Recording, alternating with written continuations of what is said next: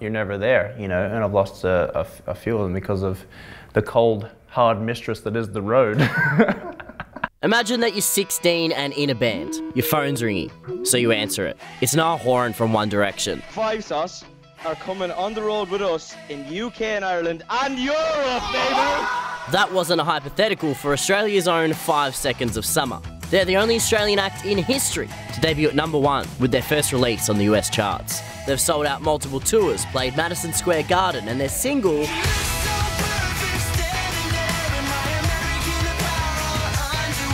so popular, it's supposedly increased sales of American Apparel underwear by 10%, and that's merely a snapshot of the success that they've had. It's been 5 years since I last spoke to them when they were in year 10. How you doing today, boys? Good. So I started where we last left off. Do you remember how you broke the news to your classmates that you were going on tour with One Direction and you might not be coming back to class? It wasn't like a big celebration going away party, I don't think. I don't remember it all like that. I think you weren't even really coming to school anymore at that point. I was not. I was hanging in a couple days a week. All my eggs were in the 5 Seconds of Summer basket. Okay. Yeah. Cared about nothing else. It was kind of like we're in our own little world or something of like teenage, no one gets this but us in the band, and no one understands that this is something really, really cool and really special that we have. This is mental. Did you finish high school? Oh, Wolf.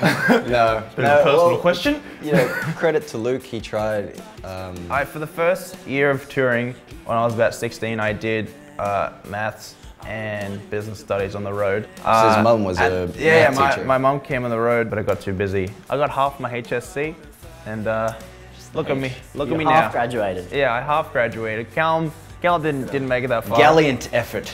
Michael didn't, and Ashton did. I mean, what did your mum think about that at the time? Like, was it an easy sell? Like, no, we're gonna be the biggest band in the world. They were supportive as a sane mind could be. You know, because we're 16 years old, 15 years old at this point. We're moving to London and we're gonna become the biggest band in the world. And you hear that as a parent, you're like, To be fair, if I was a parent, no way. there's not a chance. Hey guys, what's up?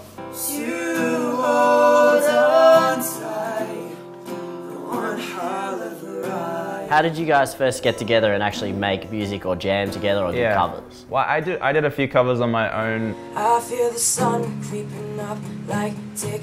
I think I was 14 when I put my first one up on YouTube. I remember Michael came up to me and said, should we like do a cover together? We should like make a band. And then he was like, yeah, and I had this friend Callum as well, who I obviously knew because there was like 40 people at our school. And I was like, yeah, I know that guy. He plays an instrument? Yeah, and we played a secondhand serenade cover in front of the school, Stay Close, Don't Go, before both of our voices had even broken yet. So it was very high.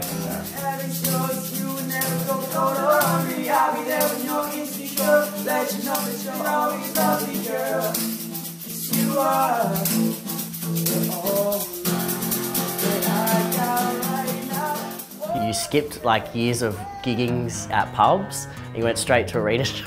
Yes.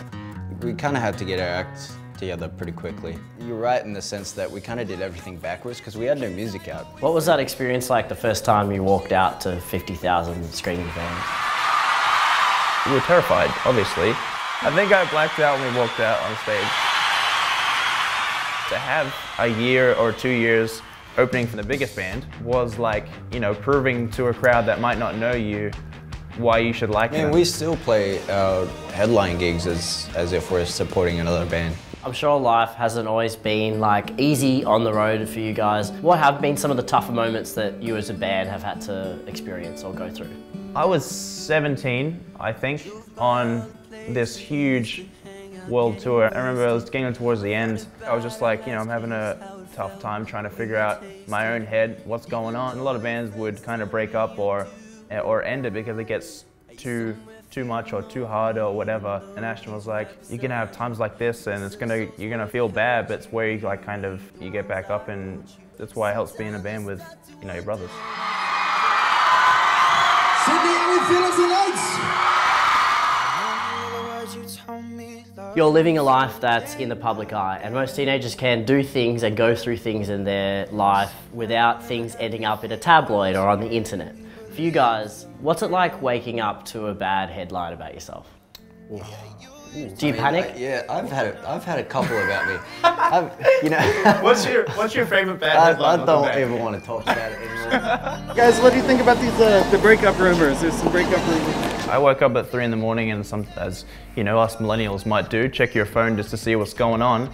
And the worst mistake of my life, I couldn't get back to sleep because it was a bad one.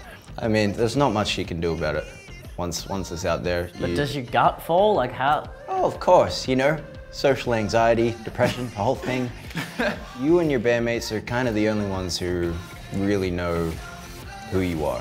So as long as your family, your close friends, and the people you truly care about know who you are, then it's fine. This is the part where we tell each other that we love each other. Yeah, to be on the road with a girlfriend or a loved one or whatever it might be is, not easy.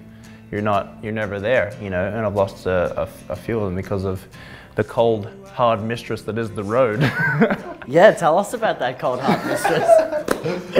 No, obviously, I mean, that was kind of a joke. Yeah. But, keeping it going on the road can be hard, and if it doesn't work when you're on the road, then it's not going to work. But yeah, I mean, going on stage when you're not feeling good, that's when that kind of the job aspect comes in, I suppose, and it's not all fun. You've got to put it a show for people that are coming to see you. I heard that what you wanted for your year, Luke, was for people to understand you as a person, or Five Sauce, as the people behind the band. For fans in particular, you get a body of work like an album, that's kind of who you relate the person in the band to being like. It's a weird time in your life anyway, like 19 to 21 from the last album, so it's important for people to hear the lyrics and the stories and, and to understand where we are as people, as, I guess, men now. I think you're being here tonight